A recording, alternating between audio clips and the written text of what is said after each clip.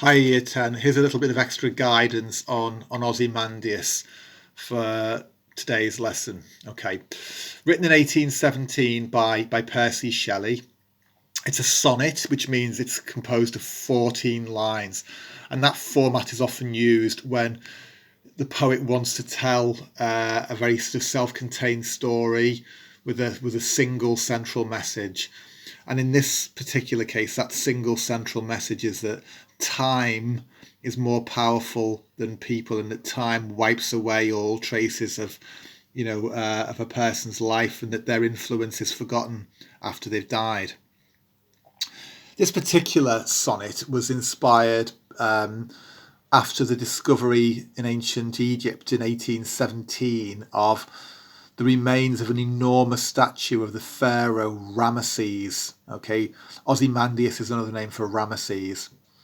And this gigantic statue of a once powerful pharaoh was found broken in fragments. And in fact, I think part of it was shipped across to England to the British Museum. And Shelley, the poet, was fascinated by this, fascinated that somebody so powerful who tried to inflict their power, their authority, their control on people during their life, and even to kind of try and make it last into the future by erecting a giant statue, that all that could be forgotten and wiped away by time and by the desert sand. There's a sense of mystery in the opening lines if you look at it. I met a traveller from an antique land who said, it's like, Shelley's trying to add layers of mystery. We don't quite know who's speaking. We don't know who the traveller was that they were speaking to. It's like a third-hand tale, isn't it? And this traveller has seen this giant statue. He's seen the enormous legs without a body. Trunkless means lacking in any body. So literally all we've got of this statue is this huge pair of legs on the base, the pedestal. The head, the face in particular, is half sunk in the sand. But the facial expression is not attractive. A frown, a wrinkled lip, a sneer of cold command. Those descriptions show that this was not a kind person. This was a controlling, authoritarian, dominating person who wanted to strike fear and terror into the lives of the people he commanded, he ruled.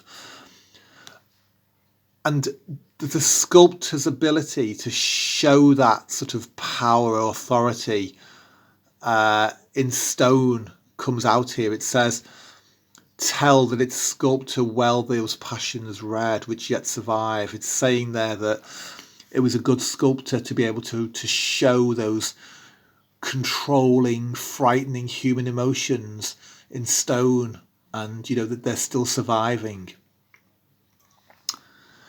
This line here, the hand that mocked them and the heart that fed, is a really difficult line, and lots of people argue about what it means. There's lots of different interpretations.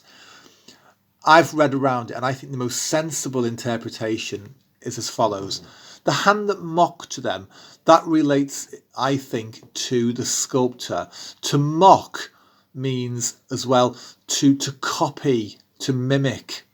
And I think it's saying here that the sculptor was able to copy, to mimic Ozymandias's controlling nature in stone.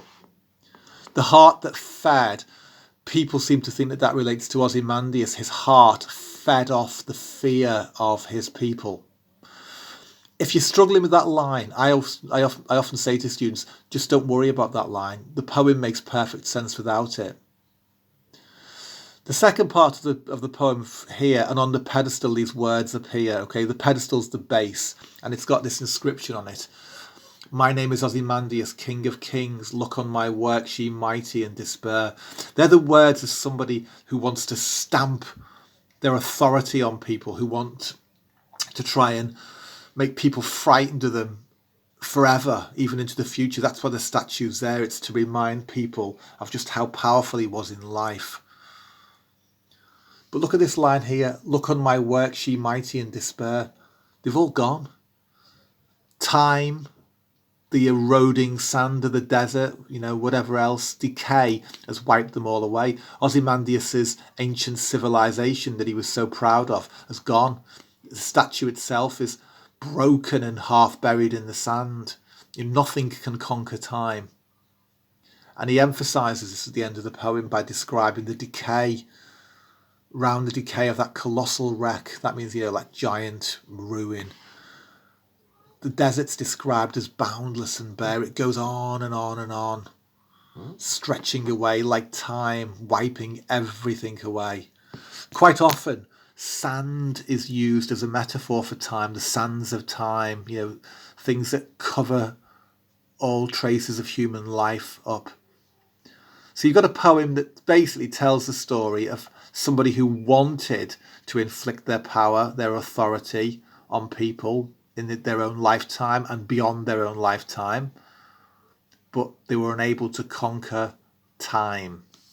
Okay.